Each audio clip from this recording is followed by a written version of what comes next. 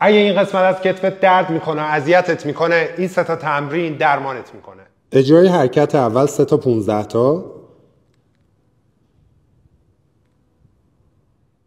اجرای حرکت دوم 20 تکرار.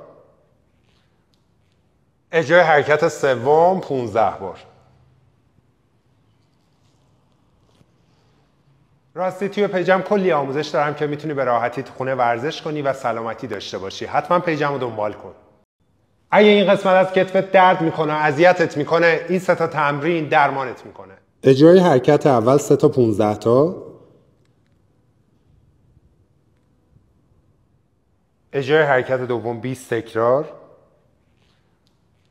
اجرای حرکت سوم 15 بار. راستی توی پیجم کلی آموزش دارم که میتونی به راحتی تو خونه ورزش کنی و سلامتی داشته باشی. حتما پیجم رو دنبال کن.